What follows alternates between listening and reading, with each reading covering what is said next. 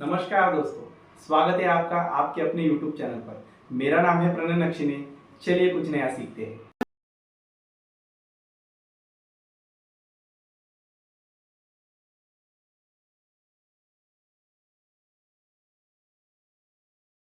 आप सभी ने अपने जीवन में कार तो चलाई ही होगी या फिर कार चलाने के बारे में सोचा तो होगा ही। हर किसी का सपना होता है कि वो अपनी ड्रीम कार खरीदे, और ये ड्रीम कार कोई भी हो सकती है, जैसे कि लग्जरी कार्स। नॉर्मली हम कार्स के बारे में कितना कुछ सोच लेते हैं, लेकिन कार कैसे चलती है इसके बारे में हमें जानकारी नहीं होती। तो आओ आज अपनी ड्रीम कार कैसे चलती है इसके बारे में पता लगाते हैं, और साथ ही में कार्स के कुछ इंपॉर्टेंट पार्ट्स की जानकारी लेते हैं। दोस्तों, कार का सबसे इम्पोर्टेंट पार्ट होगा उसका इंजन, जिसे हम कार का हार्ट भी कह सकते हैं। इंजन पावर प्रोड्यूस करता है और उसी पावर का यूज़ करके कार की सभी एसेसरीज एवं कार चलती है। इंजन हमें रोटरी फॉर्म में पावर प्रोड्यूस करके देता है, जो ट्रांसमिशन सिस्टम से रेगुलेट करके गाड़ी के पहियों तक पहुंचाया जाता है और कार चलने लगती है। वैसे ही इंजन का पावर लेके डायनामो घुमाया जाता है, जिसे आम भाषा में जनरेटर कह सकते हैं। डायनामो के घूमने से इलेक्ट्रिसिटी प्रोड्यूस होती है और इलेक्ट्रिसिटी से सभी इलेक्ट्रॉनिक इक्विपमेंट्स वर्क करते हैं और बची हुई इलेक्ट्रिसिटी बैटरी में स्टोर की जाती है। वैसे ही इंजन का पावर लेके कंप्रेसर चलाया जाता है और कंप्रेसर के चलने से गाड़ी का एयर कंडीशनर वर्क करता है। तो ओवरऑल हम इंजन को गाड़ी का पावर हाउस कह सकते हैं। तो दोस्तों, इसके बाद नंबर आता है क्लच का। यह इंजन के तुरंत बाद लगाया जाने वाला डिवाइस है।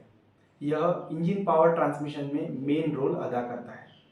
तो देखिए, इंजन कंटिन्यूसली पावर प्रोड्यूस करता रहता है, लेकिन हमें हर बार कंटिन्यू पावर की ज़रूरत नहीं होती। डिफरेंट रोड कंडीशन और डिफरेंट ट्रैफिक कंडीशन के हिसाब से हमें पावर रिक्वायरमेंट कभी कम होती है, कभी ज़्यादा होती है, कभी नहीं होती है। तो इस प्रॉब्लम का सॉल्यूशन है क्लच। दोस्तों, क्लच एक ऐसा डिवाइस है जो इंजन की पावर को ट्रांसमिशन से जोड़ता एवं काटता है। इसमें दो तरह की प्लेट्स होती है जो स्प्रिंग की टेंशन से आपस में चिपकी हुई होती है। एक प्लेट इंजन के शाफ्ट से कनेक्ट रहेगी और एक प्लेट ट्रांसमिशन से कनेक्ट रहेगी। जनरली दोनों प्लेट आपस में चिपकी हुई होती है। जब भी हमें इंजन का पावर ट्रांसमिशन से कट करना हो, तब हम स्प्रिंग्स का टेंशन कम करके ऐसा कर सकते हैं। स्प्रिंग्स का टेंशन कम करने से दोनों प्लेट सेपरेट हो जाएगी और इंजन के पावर को ट्रांसमिशन से काट देगी। क्लच हमेशा इंगेज पोजीशन में रहता है और हम क्लच पेडल से इसे आसानी से डिसएंगेज कर सकते हैं। जनरली क्लच गियर शिफ्ट करते वक्त यूज किया जाता है। इसके बाद नंबर आता है गियर बॉक्स। अभी देखिए, हमें अलग अलग रोड कंडीशन के हिसाब से और ट्रैफिक कंडीशन के हिसाब से अपने गाड़ी को अलग अलग स्पीड पर चलाना होता है। कभी स्पीड कम चाहिए होती है तो कभी ज़्यादा चाहिए होती है। एग्जाम्पल से समझते हैं। जब गाड़ी हिली एरियाज पर चढ़ती है, तब हमें टॉर्क यानी बल की ज़रूरत पड़ती है। तब हमें स्पीड उतनी नहीं चाहिए होती है। लेकिन जब हमारी गाड़ी हाईवेज पे चलती है, तब वहाँ हमें ज़्यादा स्पीड की ज़रूरत होती है। वैसे ही गाड़ी जस्ट चलना शुरू कर देती है, तब हमें ज़्यादा टॉर्क की ज़रूरत पड़ती है। और जब गाड़ी एक बार चलना शुरू कर देती है, तब हमें ज़्यादा स्पीड की ज़रूरत पड़ती है। ऐसी ही अलग अलग ड्राइविंग कंडीशन के हिसाब से हमें अलग अलग टॉर्क और अलग अलग स्पीड की ज़रूरत पड़ती है, जो हमें गियर बॉक्स प्रोवाइड करता है। गियर बॉक्स में वैसे देखा जाए तो बहुत सारे छोटे बड़े गियर्स होते हैं, पर इम्पॉर्टेंट गियर्स जिनको शिफ्ट करने के बाद हमें पावर मिलती है, वैसे 6 होते हैं। कुछ गाड़ियों में ये गियर्स 6 से ज़्यादा हो सकते हैं। इनमें से पहला गियर साइज में सबसे बड़ा होता है, जिनसे हमें ज़्यादा टॉर्क और कम स्पीड मिलती है। दूसरा उससे छोटा, तीसरा उससे छोटा, ऐसे करके गियर्स की साइज रिड्यूस होती जाती है। सबसे छोटा गियर जिससे हमें ज़्यादा स्पीड और कम टॉर्क मिलता है, जो कि जनरली हाईवेज की रिक्वायरमेंट होती है। वैसे गियर बॉक्स में एक रिवर्स गियर भी होता है, जो साइज में फर्स्ट गियर जितना होता है। वह एक आइडलर गियर से कनेक्ट होने की वजह से बाकी गियर्स के अपोजिट घूमता है। इसलिए जब भी हम रिवर्स गियर एंगेज करेंगे तो गाड़ी रिवर्स चलने लगेगी। इस तरह से हम गियर बॉक्स से रोड कंडीशन के हिसाब से अलग अलग स्पीड टॉर्क आउटपुट ले सकते हैं और अपनी गाड़ी कंट्रोल्ड स्पीड में सेफली चला सकते हैं। अलग अलग गाड़ियों में अलग अलग गियर बॉक्स यूज होते हैं।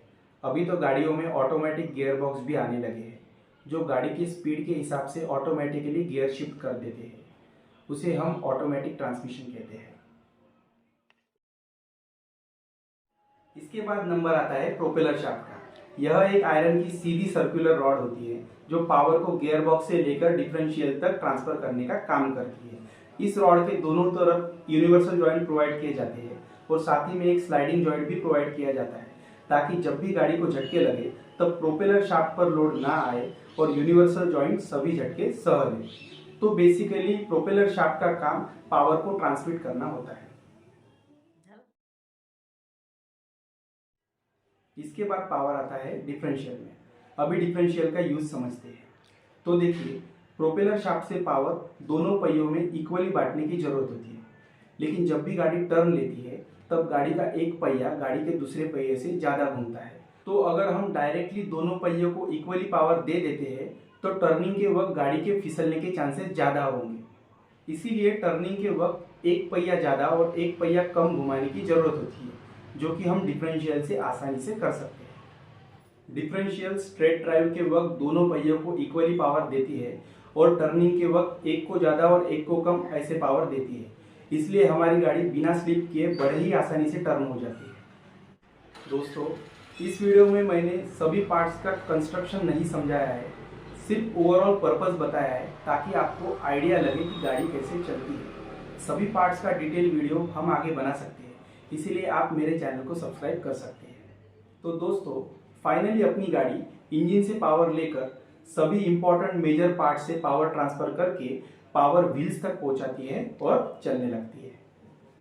तो दोस्तों, गाड़ी में और भी सिस्टम वर्क करते हैं जो कि इम्पॉर्टेंट है, जैसे steering system, suspension system, braking system, cooling system, lightning system etcetera etcetera, जो कि हम आने वाले वीडियो में डिस्कस करेंगे।